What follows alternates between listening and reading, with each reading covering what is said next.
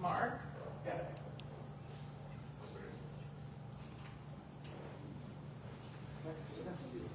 Yeah. Give him a little check. But also got a big voice. There we go. Okay. Hello, everybody, and welcome. Welcome to the Drama Book Show at the Drama Book Shop. I'm David Rigano. I host the Drama Book Show. In case you're not aware, you are at a live recording of our podcast, The Drama Book Show. So if you are not yet following The Drama Book Show, you can get it wherever you get your podcast. We are distributed through the Broadway Podcast Network.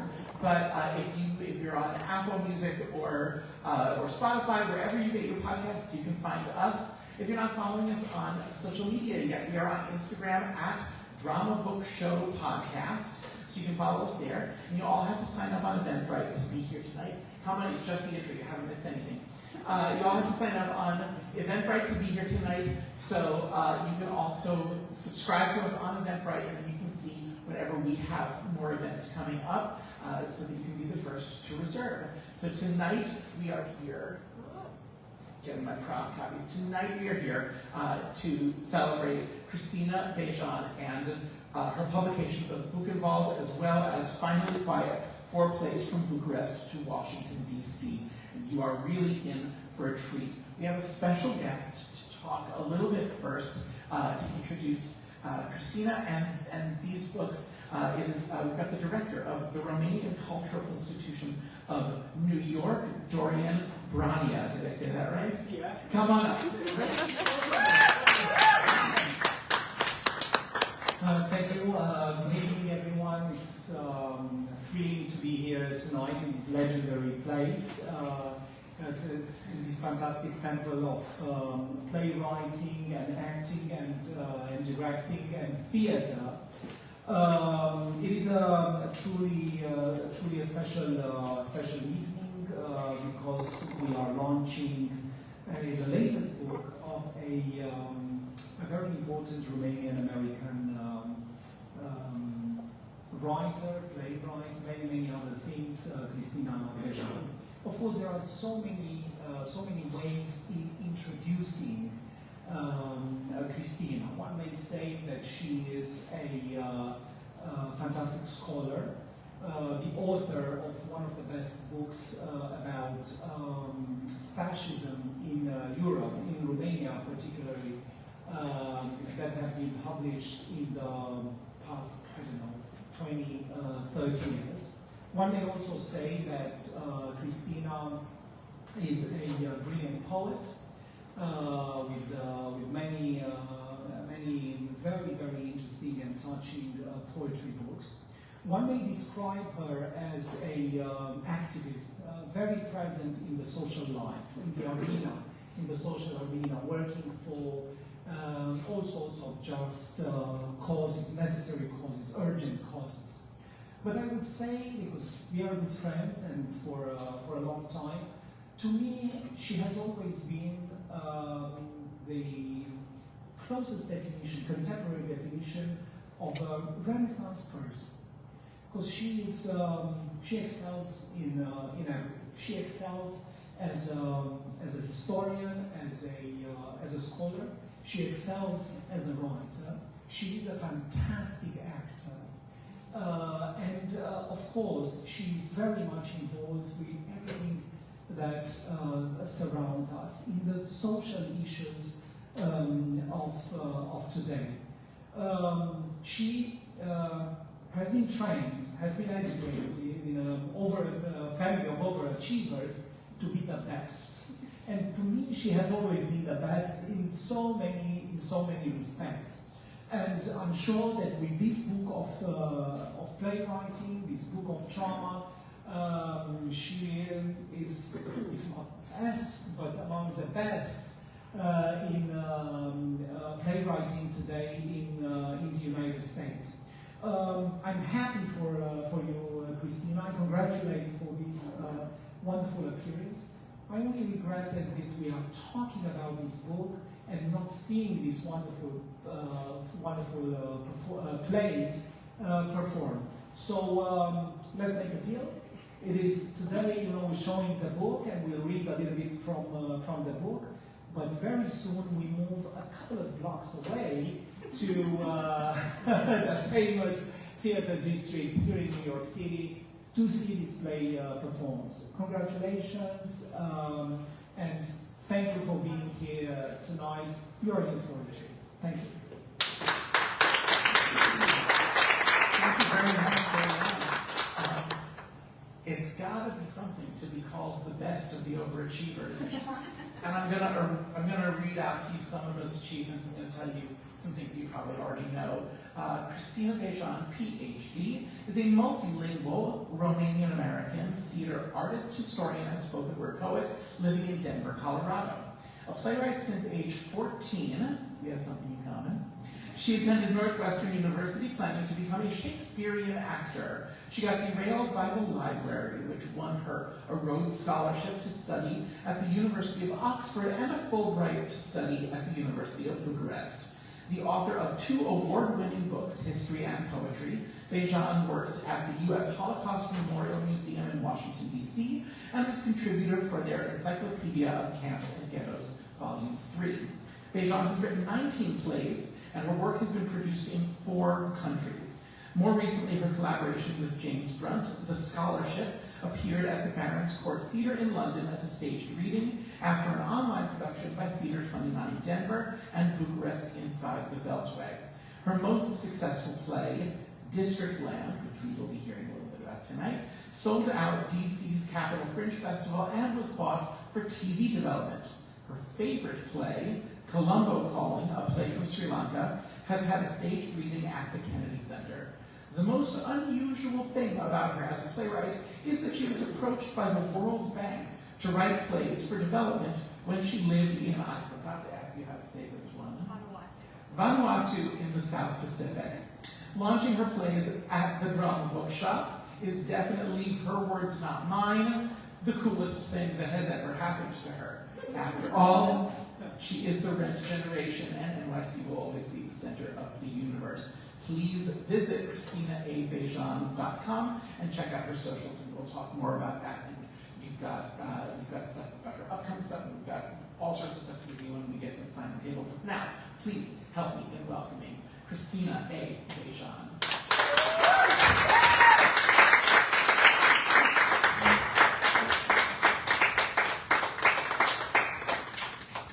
Making my way slowly here. I'm wearing Colorado cowboy boots and Colorado jewelry. Thank you for that absolutely generous introduction. I'll start with David. It is a dream. It's more than a dream. Maybe we'll get into that later. When I was just looking at the plays on the shelves here, Kushner's Angels, and so many more. These were the plays that I grew up on, and also the plays that I teach. So it's like so cool. And Dorian, you guys are my family, RCI folks, and it's just, I mean, being Romanian has been central to my life, but you guys make me proud to be Romanian, and I'll tell you that's not so easy sometimes. So, thank you. I want to say this before we get started. I actually have 2 plays that will be published. They're forthcoming later this year. The first is Colombo Calling, a play from Sri Lanka. That's the one that we did at the Kennedy Center. It also had 2 stage readings, one at Teatru Fortenic in Bucharest, and another at the Geology Museum in Bucharest, starring Maya Morgenstern. So that's a shout out to Romanian knowledge. So that's Colombo. It is my favorite play, for sure. And then To Those Who Haven't Stopped Thinking is one of the plays in the Finally Quiet anthology, but it's being published as a one-off script by Next Stage Press, which is the press that published Buchenwald, and that's a Colorado press. And I do think that's important. We chatted about that before we came down here. Next Stage Press is Colorado Press, and No Passport Press is very much an Eastern European woman press. It's run by Caridad Stitch, who has Croatian and Cuban roots. She's an Obie award-winning, Lifetime Achievement Award-winning playwright. And I found out about No Passport because Caridad published both Saviana Sinescu and Dominica Radulescu, who are not just in our community, but they have always been my idols. And I have looked up to them for a really long time. And Dominika, ever since her mom was my French professor. And it's just an honor to have an anthology of plays, honestly, in the same shelf as theirs. So, yeah, that's it for now. It's an honor to be here. And shall we, David? Yeah, let's do this. So we were talking upstairs a little bit. So the plays in Finally Quiet were written separately, but are now published as a collection. So I wanted to just know what inspired each of the plays, and of your 19 plays, why these plays in a collection? Well, let's see. Oh, goodness. Well, I wanted to bear in mind that, well, Buchenwald came out before Finally Quiet. It came out a month before, so March 2023, and then Finally Quiet was published April 2023. And I wanted to go with my strongest work. And I knew that these 5 in total were my strongest because they all have a robust production history. Depending, they have great press attached. Districtland is the obvious one. We had a absolutely rock star review in the Washington Post, which you can still find online if you're curious. So I wanted to go with the ones that I knew were the best. And I also wanted with the anthology to create a book that really reflected my diversity as a playwright. So To Those Who Haven't Stopped Thinking is a dystopian, futuristic drama that is a commentary on totalitarianism. And so when a totalitarian regime falls, then what happens? It is directly inspired by Romania. And I wrote it after the first time that I lived in Romania by myself, which was as a college intern at Freedom House. That was my college, Americans have our college internships. And I got to live with a friend of the family in their family apartment in Bucharest and work at Freedom House for a summer. And that's what inspired To Those Who Haven't Stopped Thinking. It is a very famous quote in Romanian intellectual life, perhaps recognized or seeing nods to Those Who Haven't Stopped Thinking. No? Doina Cornea, she said this. So she was a dissident against the communist regime. And then Districtland, that is an absurd satire. I mean, it's absolutely UNESCO inspired, but it's also skewering American ambition and all of the young people who descend on Washington, D.C. with not just these big dreams, but like taking themselves way too seriously. And I was approached, so Districtland is a total collab. I don't just write, in a vacuum. I was doing the DC Film Festival, the 48-hour film festival every year with a group of friends, filmmakers, and they wanted me to write a film script about young Washington. And we came up with all the characters together. And I remember I was working at the Woodrow Wilson Center for Scholars at the time, and when everybody left at 5 p.m., I would start working on Districtland and stay there until they kicked me out at 10 p.m. And Blair Rubel, who is a dear friend, and he was the director of the Kennan Center, which is the Soviet Studies and Russian Studies Center at the Wilson Center. He's retired, but he was Districtland's first reader. And I was very fortunate to have people like Blair in my corner who were part of the cultural, the mover and shakers of Washington, who knew what good art was. And so he gave me the first critique on Districtland, and then we did it in friends' houses and apartments, had readings, and there was this buzz about it that people wanted to, we want to perform this. This is so cool. And it became clear that it wasn't going to be a film, that it was going to be a play. And so it's like, okay, if you guys want to do this so much, let's be in the Capitol Fringe Festival, and the rest is history. We sold out the festival. We had an extended run. Districtland was the show to see that summer. Everybody was wearing their Districtland t-shirt.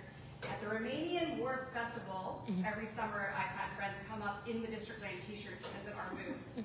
Look, Christina, I still have the t-shirt. So Districtland was a phenomenon, and this local filmmaker bought it, and he did create a pilot, and he was shopping it around networks, but this was before the streaming era. And it was also right for the election, presidential election. And Districtland is very much about the Obama years, and it is my suspicion that Districtland was no longer interesting to studio executives once Trump was elected. That's my suspicion. And then finally, Quiet, it's a mental health play. I have my own mental health journey, and that's a big reason why being here tonight with everyone is so meaningful. And I worked closely with the National Alliance for Mental Illness in Washington. So I wrote the play, and we produced it in the DC Black Theater Festival, promoting NAMI, the National Alliance for Mental Illness. So that's very much a family drama. It is an activist play, an advocacy play. Like Dorian said, I'm constantly championing causes that are important. You should pay attention. So mental health is one. And then the final one is a spoof on a spoof. Theater J, which is the Jewish theater in Washington, D.C., had a contest. That was when Aaron Posner's Life Sucks and the Present Ridiculous was the hit play in D.C., which is a spoof on Uncle Vanya. And so Theater J had this contest that can you write the best 10-minute spoof on Posner's spoof? So it requires some real insider knowledge of Chekhov.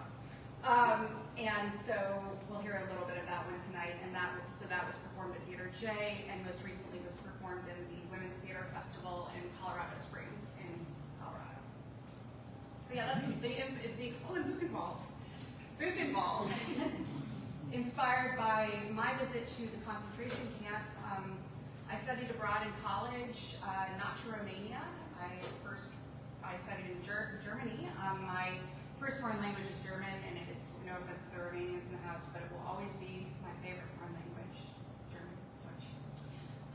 And so I was a student there, and we visited as a class the concentration camp, and I saw it was a single-cell chalk chamber where they would put prisoners in there and cover the whole cell with chalk, and you were punished, you were beaten if you moved, and they saw a mark that the chalk had been dusted aside because of any kind of movement in the cell. That was, of course, a torture chamber. And so in my imagination, I thought, well, what would happen if the camp commandant was imprisoned in that chalk chamber himself following the war when the Soviet army occupied all of the Nazi camps? That's not something that people discuss a lot. The camps continued to be in use, not to mention the prisoners and victims of the Holocaust who were still in DP camps at the time for years. So I explore that period right after World War II, and it's the Nazi commandant imprisoned in this chalk chamber in his own concentration camp, being guarded by a young Soviet soldier. And you're going to hear a little bit of that one too. That one I was amazed when I looked back. I was like, this was written in 2004? Because there are lines. I didn't hear everything was being rehearsed upstairs, so I don't know fully what excerpt, but there were lines when I was like, well, that was written yesterday. So I don't know if it was unintentionally prescient or if the more things change, the more they stay the same. But why don't we bring in some actors to hear some of your work? So we have some actors they're gonna come out, they're gonna take these music sets, and then you'll get to see them perform some of Christina's work, and then you'll get to meet them a little bit afterwards. So come on out.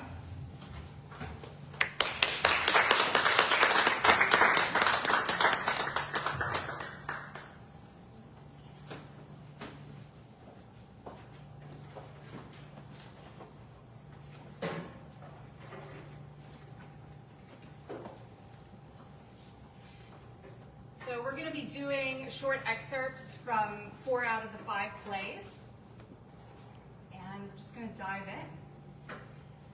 To those who haven't stopped thinking, a dystopian fantasy play about philosophy, love, and saving the universe. Scene 1, gates to the city of the universe. You there, halt! Bebop jumps out from behind a heap of debris and shines a red pointer light at Hannah. Rocksteady appears from behind another heap, but he does not speak. What are you? Why are you? Do you need? Go away! Oh, hello. I knew someone must be around. I'm so sorry, excuse me, but do you know where the members of the Help Brigade are? They're expecting me. Why information. What are you? What do you want with us here? I have only good intentions, I promise. Good? Funny you. To speak of goodness in a land of fear. I don't understand. I don't mean you or the universe any harm. I don't care what you mean. And harm is welcome. Harm is what we know. What? I don't know you. I don't welcome you. But I'm here to help. I just didn't expect to find the place so deserted. Expect? Where you come from?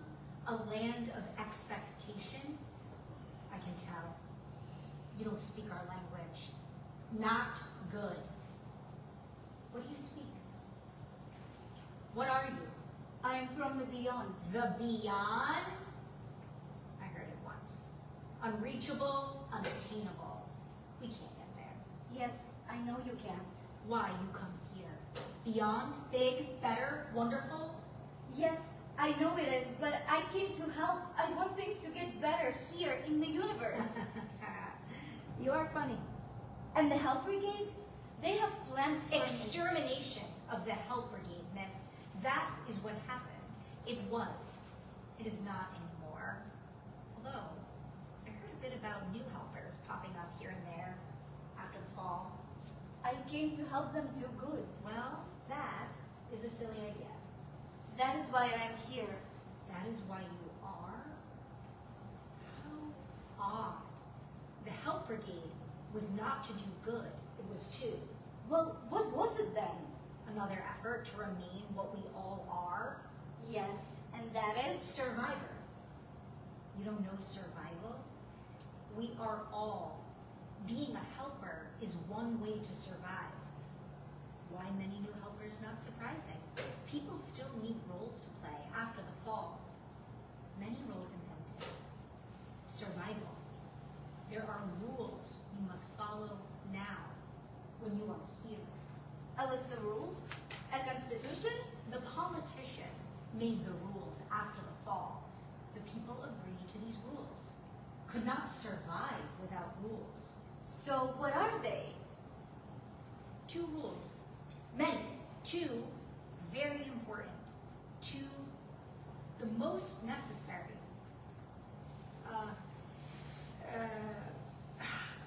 I can never remember how to say them, but 2 words that mean the rules.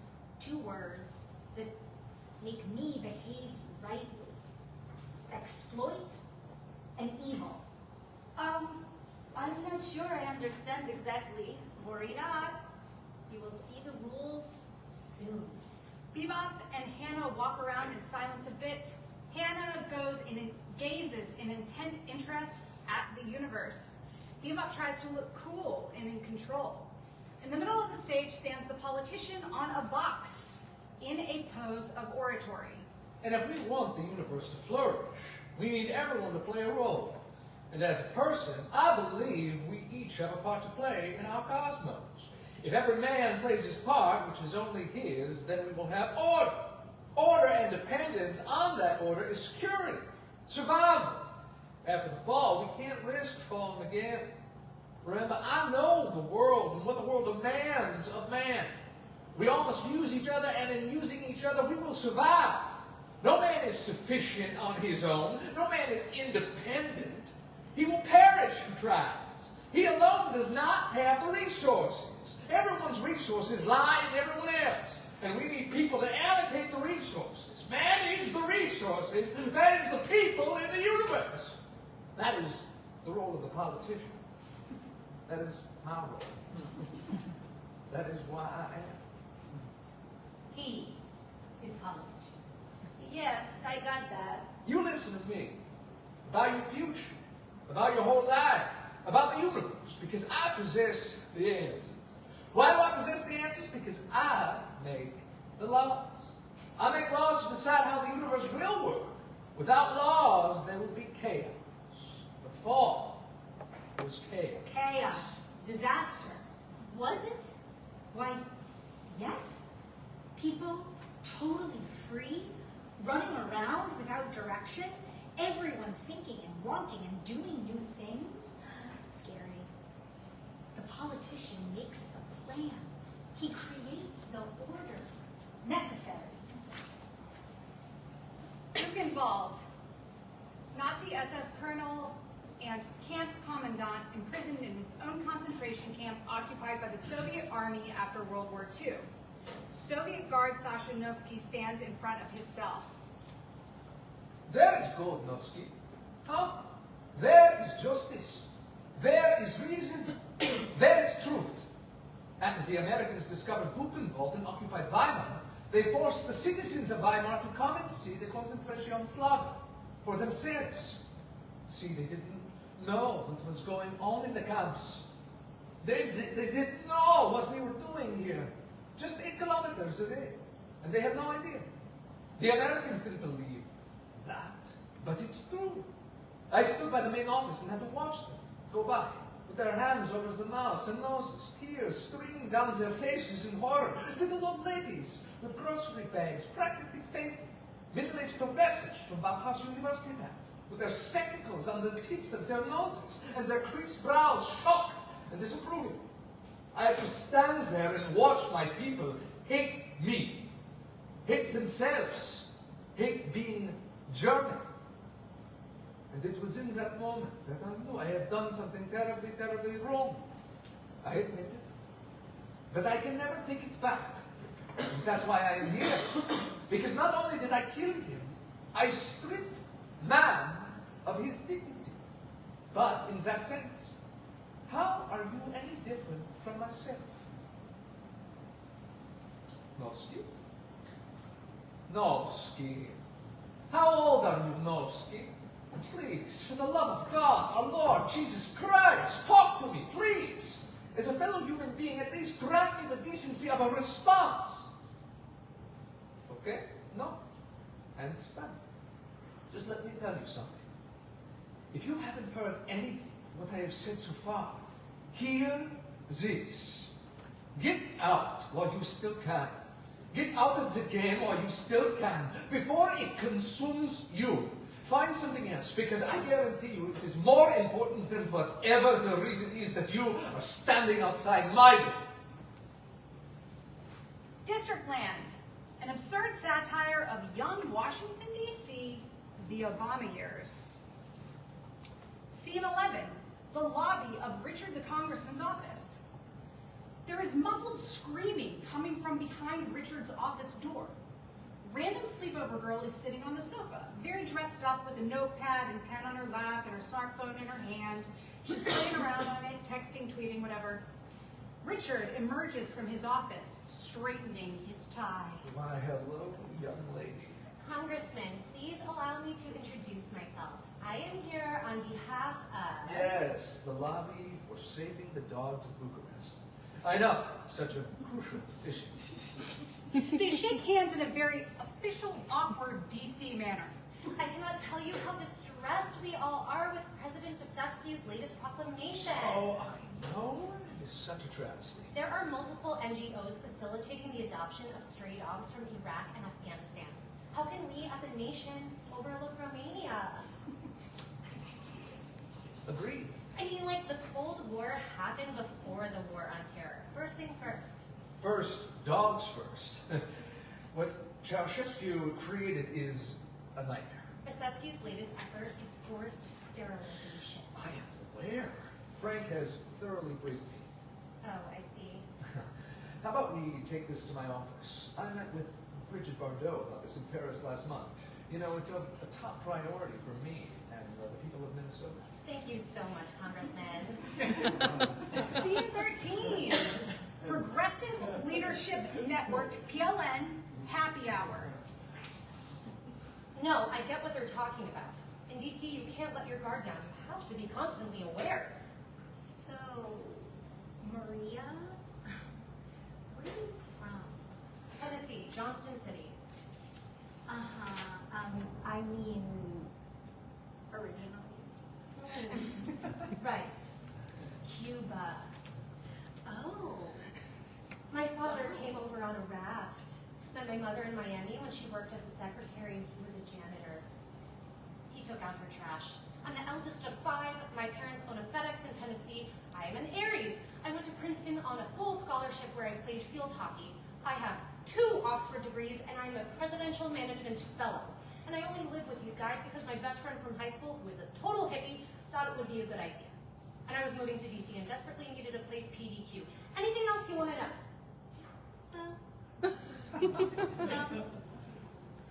It's an impressive biography.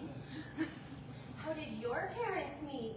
Oh, they were introduced at Harvard.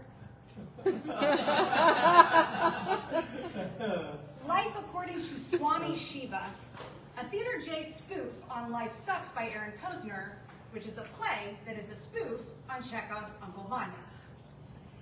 Ella visits her yoga and meditation guru, Swami Shiva, in his yoga studio, contemporary Russia. But I want it here, on my yoga mat. Take me, Shiva, destroy me. Make me forget all of these ugly men who want to fuck me. Make love to me. I will kiss you everywhere. And by everywhere, I literally mean everywhere. I will kiss you too, Ella. Shiva kisses her on the top of the head. And with that, our session is closed. You have a lot of fire in your heart, and it is exploding on top of your head. Calm, cool, easy. We'll have a full meditation and a sauna practice next week. Until then, morning and night repeat our mantra, silent or spoken. Find freedom in the chains that constrain you. We all must. We all do. Only then can you be truly happy. But Shiva, Yes, darling. we are here and now. Why not?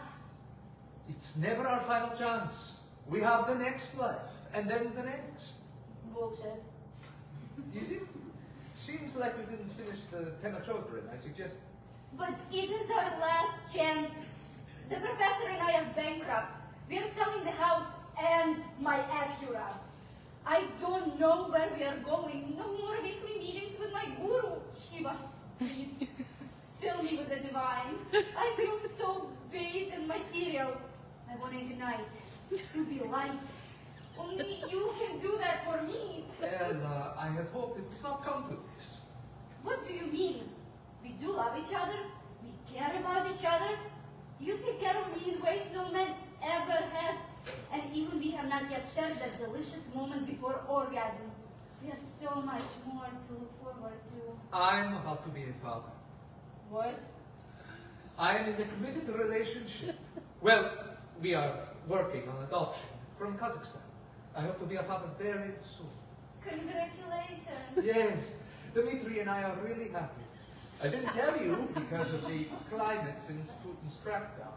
I mean, it has gotten really dangerous for us, you know. And of course, I normally don't talk about my personal life with clients. Wait, but how is that going to work? Same-sex adoption is unheard of. My sister and her husband have applied for the child, and Dmitry and I have applied for asylum in America. We'll all meet there. Oh, Something else I don't like my clients to know. right. Of course, I understand. Yeah. No, thank you, Shiva. I mean, thank you, Swami, for everything. Namaste. In my dreams, you will continue to be a major player. The muffins or? Which do you think? I'll always wonder. And good luck with your family life. Spasibo. Because it's a real bitch. End of our theatrical reading. Thank you.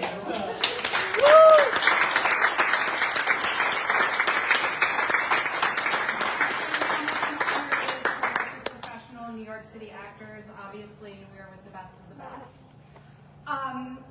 Actors, now it is your turn to introduce yourself. So let's just start here with Elena. Hi, I'm Elena Giuliano. Hi, I'm Eva Eisensen. Hi, I'm Yelizaveta Gurfinkel. Hi, I'm Andy McKay. Thank you all so much.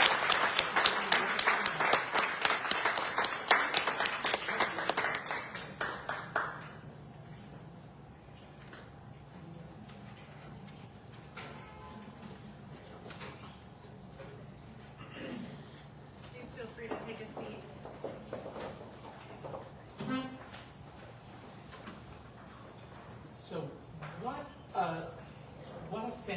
fantastic variety of topics, of locales. First thing, because I know that you've always got stuff going on, you've got, what's the next steps for these? We were talking a little bit earlier about hopefully seeing them a few blocks north of here sometime soon, but what do you have immediately coming up with these plays and more? Thank you, David. The news about Finally Quiet, 4 plays from Bucharest, Washington, D.C., the anthology of 4, is that it has been translated into Spanish.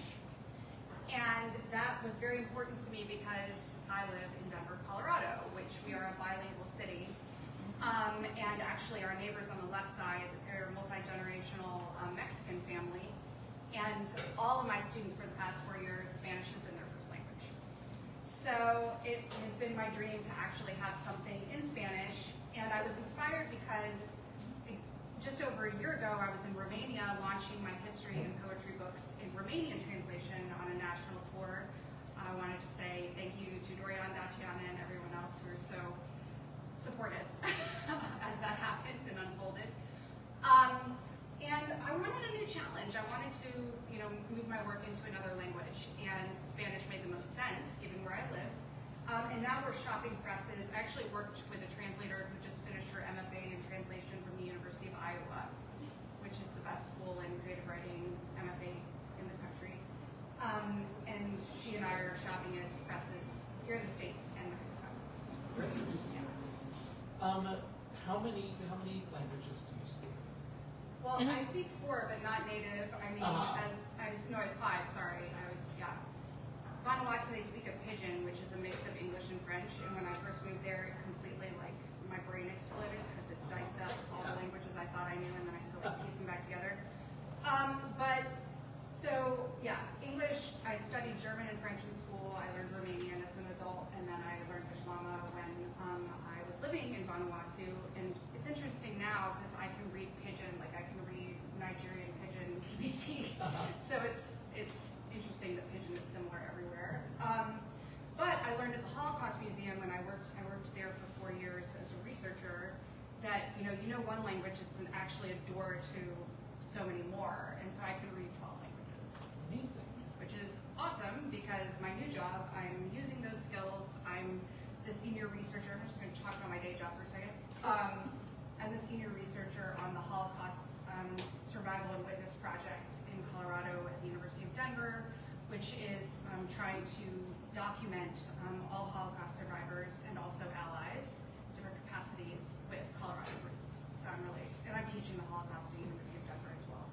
So, but I learned those skills working in the Holocaust. Yeah, I think it's important to talk about the things that you do other than playwriting.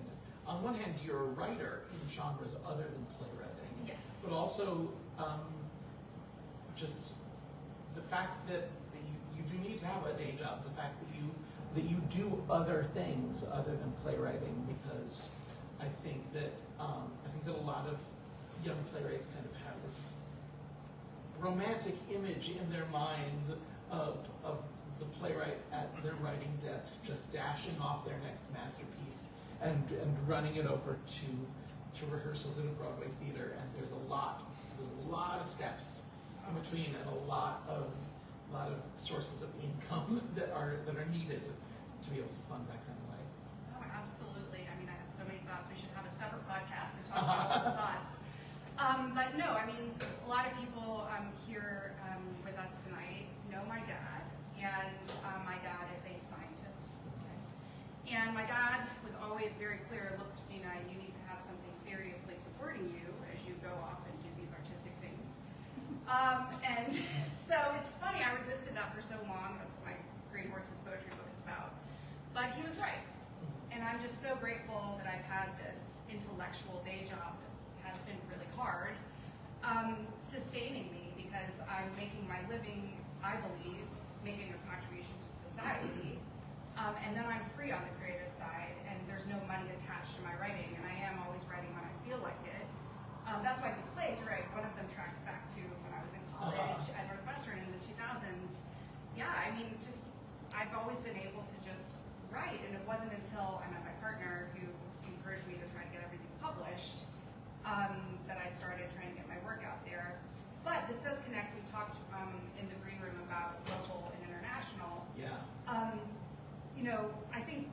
something that we need to encourage, and I'm saying this as a local and international artist and an educator, is that we need to abandon this, like I'm writing, like my income is getting my MFA, going into a mountain of debt, and then, you know, getting my plays on Broadway. Like, there's so many ways to be an artist, and for me, it's always been getting involved in my local community. And that's how these plays have been produced and have multiple productions in various places. That's just because I've been hustling and part of, you know, whatever city, living, you know, etc. So I would say it's, as for theater, it's local and international, and you also have to just wake up and realize that in the United States we don't have institutional support for artists. So rather than complain about it all the time, what are you going to do to still make your art? Yeah. I love that you said, that the term you said was having something serious to support, Yes. not to fall back on, which Oh, I yeah. think is the phrase that a lot of artists here have something to fall back on, which insinuates that you will have to fall back, rather than that you have a steady stream of income to support your artistic endeavors and to keep you making art, not to replace I'm doing air quotes for y'all on the podcast, a failure at being able to succeed at your art. Right, you can always be an artist. And also I think, at least for me, I'm such a nerd. And I love that my day job is learning, because that only makes me a better writer. Yeah. And so I think if you look at that they feed, you know, they feed into one another, they support one another, and it's all kind of part of the same intellectual and cultural endeavor, at least for me. And we're gonna get into some more of that and the history side of it and the international side. I do want to open this up also and have this be a conversation with all in attendance. Does anybody here have any questions for Cristina based on what you've seen, or if you have read or seen anything of hers in the past? And I open that up to our actors as well. We do have some seats open. Actors, if you want to come.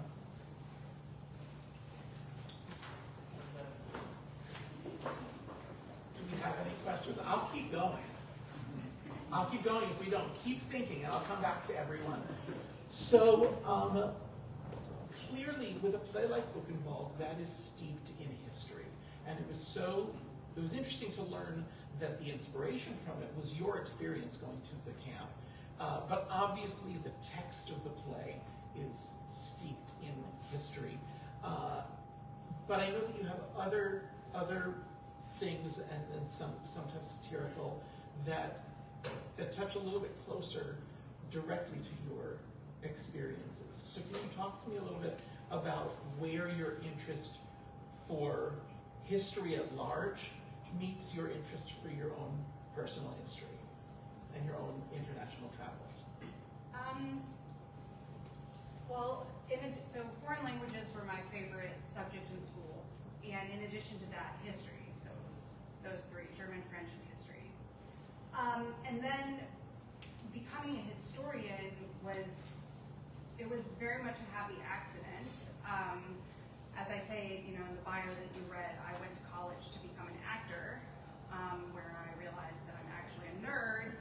They're not mutually exclusive, but and I had a philosophy professor, recommend that I apply for international fellowships, and I won the Rhodes Scholarship. And so I had this opportunity to get a PhD in history, but it wasn't like that was what I was planning on. It just was this beautiful gift. And I thought, well, I'm gonna make the most out of this. And that's when I moved to Romania and really immersed myself, not just in the language, but in the cultural scene. That's when we did Colombo Calling. That's when the beginning of Bucharest Inside the Beltway, that's when all that started. And then that became this engine for the day job that we've been talking about. So I had the training and the skills and everything, and then that is what I was either teaching or I was doing research, and that's what I've done to support myself. But I think on the personal side, it's really being the child of an immigrant, and particularly growing up during the Cold War, where you have this geopolitical reality that is shaping everything that you see and hear about. And it's, I mean, I said to the actors when we met on Zoom, like, it was really scary. I mean, the 80s were scary. I was born into a scary reality. My father had fled Romania in 1969 as a student, and then he broke Romanian law by staying in the US. He became an enemy of the state, and the secret police was following him and all of my mom's family here and his family in Galatz, and like, that's the 70s and 80s. I come into the picture, and we thought we would never go to Romania. And so I always knew this history because of my dad's bedtime stories of his youth in Romania, and both of his parents had been, I mean, I feel like a lot of the Romanians already know these stories, but so both of his parents had disappeared at different times, disappeared. And he had a couple uncles in labor camps, also known as the Gulag. And so I always knew this stuff growing up, and I think when you have real 20th century, that was my century, history, that's part of your family and your reality, and you're also, I was just very keenly aware that all of the people I was growing up with in North Carolina, like, didn't understand, and that was always very frustrating. So I would say on the academic side, and then this very obvious personal side. What brought you to Romania ultimately? Oh, that's really sensitive. Do we have to talk about that? No, I mean, I was running away. So, well, first of all, I had to do my PhD. So I won a Fulbright, and I was studying at the University of Bucharest, and I had to do all my research. But I do believe the reason that I never felt, because like, I'm a Rhodes Scholar, I'm an American Rhodes Scholar, and that's its own, like, unfortunately, like, thing. And everybody comes back to the States and like works for McKinsey or, somehow launches their, you can imagine the stereotypes. They're all in Districtland. Like, and I never felt that pressure, and so I felt free to stay in Romania, which I did. And that was because something very difficult happened to me when I was a graduate student at Oxford, and I, in a way, was like running away from the United States. But I'm grateful for that because I got to live all over the world. Yeah. So I lived in Sri Lanka, I lived in Vanuatu, I lived obviously in the UK and Romania. So everything works out. But I think another thing that we talked about pipeline, like playwrights thinking they have to do it a certain way.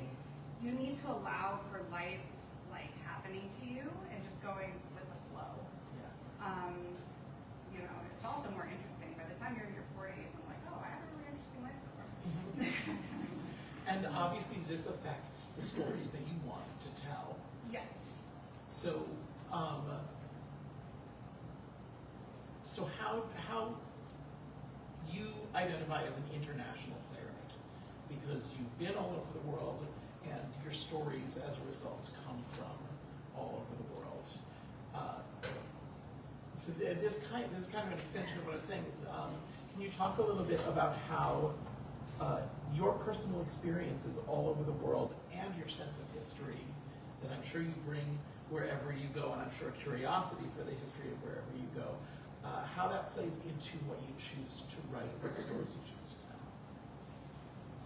Well, it's never intellectual with me. A play just comes to me, and I keep thinking about it when I'm walking. We have 2 fur dogs and fur cat when I'm walking the fur dogs. And I'm like, I have to write this play. And that's what happened with my most recent play, which is a great example, that I wrote with James Brunt, who's Denver's most prominent African-American actor. And it is an examination of the history of the Rhodes Scholarship inspired by Black Lives Matter and Rhodes Must Fall, which is basically the Black Lives Matter of Oxford, trying to get rid of the statue of Cecil Rhodes. And that involves history, so there's this whole like history teacher-student thing going on, and then we take it and play each character.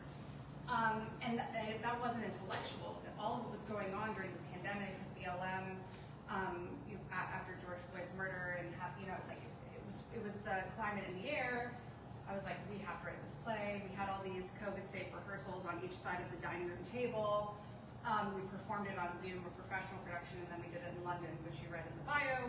that's a great example because life just happens. And since we did the scholarship, I have spoken to a social justice playwright and director in South Africa named Mike van Graan. He's a very well-known critic and satirist of the government. And he thinks that we should bring it to the National Arts Festival of South Africa next summer and then take it on tour across the country. So I think we should too. I mean, I'm like, Mike, yes, we should, Mike. And then after that, I want to take it to Rhodes House because that's just, oh gosh, that would just bring it up. I mean, I think everyone, yeah. Anyway, Rhodes is actually doing a great job of decolonizing and talking about these things. But so that's an international plan that happened naturally. Nice.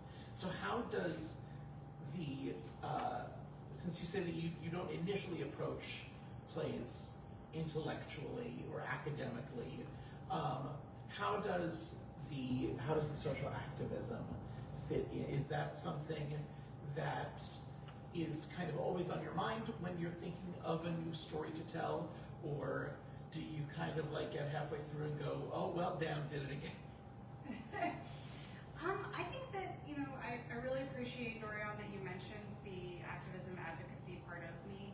It's just part of me. Mm-hmm. So I think that a lot of my creative work is social justice driven, and, you know, for different causes depending what the topic is. I can tell you the next play I'm writing, which I'm developing. I was a resident playwright at Boulder Ensemble Theater. And it's a play about my grandmother's life. My grandmother, my mom's mom, was born on a farm in eastern Colorado to Danish and Irish American parents. And it's an opportunity to look at difficult Colorado history. This brings in the history again. They were harassed and discriminated against by the KKK because they were a Catholic family.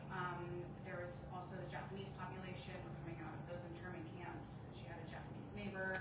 Like a lot of, and then eventually when we get to desegregation of the 60s and how that was in her life, I won't give away that part of the story. It involves tennis, if anybody knows how tennis is in our family. So, yeah, so it's like, oh, it's time to tell her story, right? And I was her caretaker the final years of her life, so I feel like this is a way to honor her.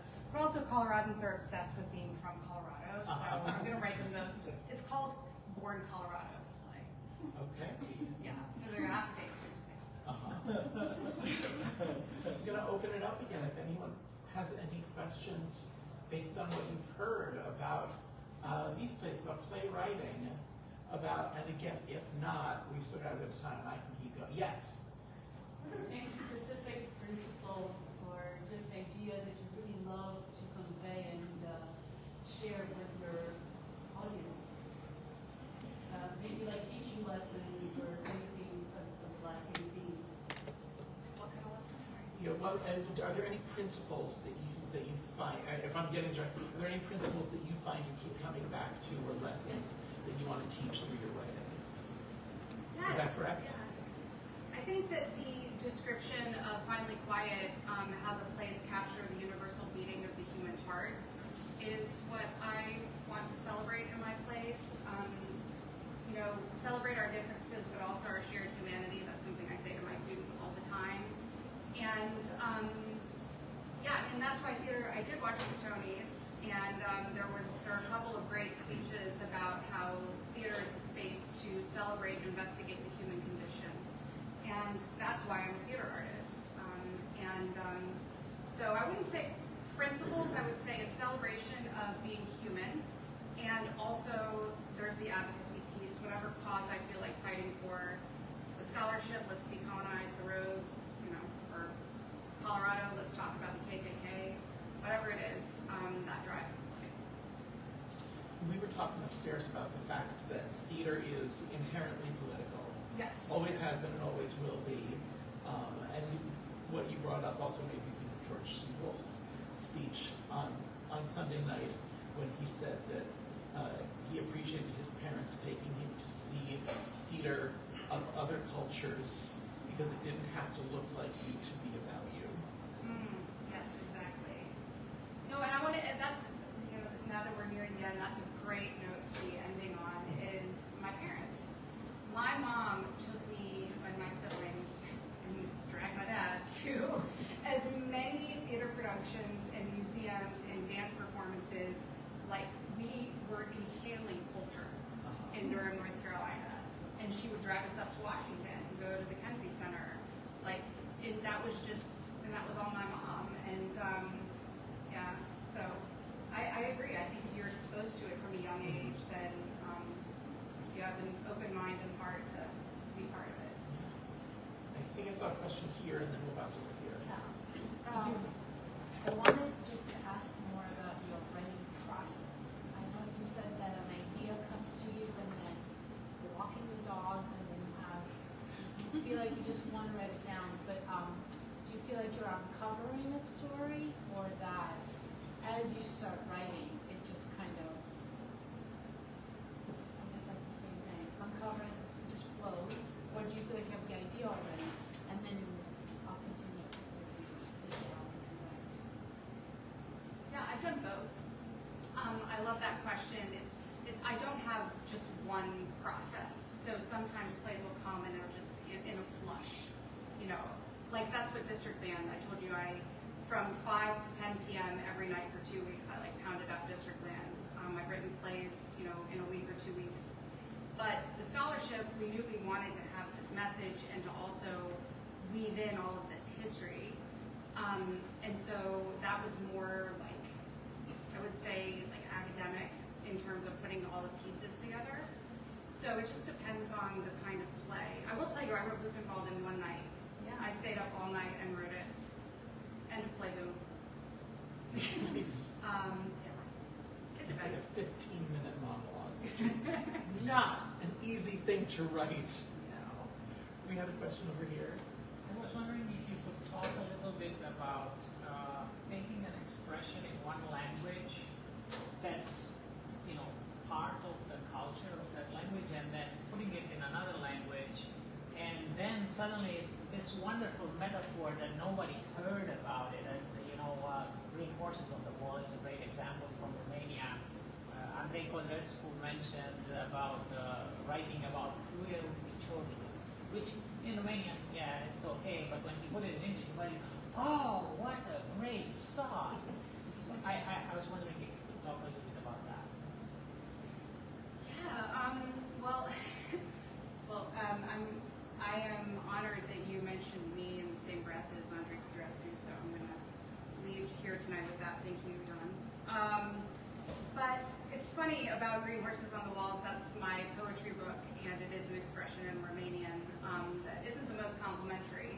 But in English and in the poems, it's to have impossible dreams and to be an artist ultimately. And it's funny, my dad takes credit for it now. He's like, see, I gave you that title for your great book. I'm like, yeah, but not in a good way. So yeah, I think that's a phrase that meant something so personal and sensitive to me my entire life, but then rebranding it in this like empowered way on the front of my poetry book, it's kind of like I was able to sort of, like leave all those doubts in the dust or something. So I don't know if that answers your question, but I think we can have something mean one thing, you know, in the case of that saying, not very positive, but then kind of own it and make it something better. And also I've said in interviews before, sometimes like writing poems, especially in between languages, sometimes something is better said in one language than the other. And see, I see Adela nodding, she writes trilingual poetry as well. And I do think that's a really wonderful gift because you're able to express these things, or you share a language with somebody. You know, I only speak to my Matusian Balats in Romanian, for example. So, but I speak to my dad in English language, right? So that will determine, you know, what you're saying and what those words mean. So probably didn't answer your question, but. But I like what you said about taking something from your culture that has a negative, we're using this word a lot, history, and turning it into something positive. Because I feel from the selection that I've gotten to know in preparation for tonight and tonight, that you seem to be doing that. You're not tackling easy topics. No. But but these also aren't plays that are dour, or there is hope to them. There is kind of looking towards a brighter future with these. Well, yeah, I hope so. Yeah, I am optimistic. I wouldn't be an educator if I didn't think that we could make things better. No, I mean, my spoken word stage name is Lady Godiva, which means to speak the hard truths. I've always been terribly opinionated. I wrote the op-ed column in my high school newspaper, and all of the teachers hated me because I kept pointing out all of the things wrong with that place. So, yeah, I'm going to keep being me, but in a sort of like constructive, critical way with my art. Fantastic. Well, we look forward to seeing what all of those are. We look forward to having you back when we've got new publications on our shelves right here in the B section. Yeah, I'm gonna go look at that. Yeah, I like to walk around this room. This is going to be my section. So that's your section right over there. Yay! Thank you so much for coming tonight.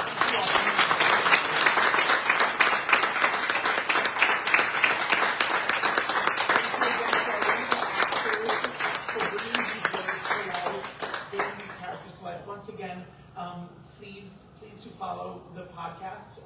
We got 10 episodes out so far, so you can go back and listen to past events. We hope to see you at future events. Follow our Eventbrite and follow at Drama Book Show Podcast on Instagram to find out when new episodes drop and when we've got new events coming up. And for right now, we're going to ask you to wait right where you are for the moment. Our resident Disney line leader, Mark, is going to file you over to the front of the store, one row at a time, and Cristina and I are going to meet you over there to get your books signed. So once more, thank you very much to Cristina.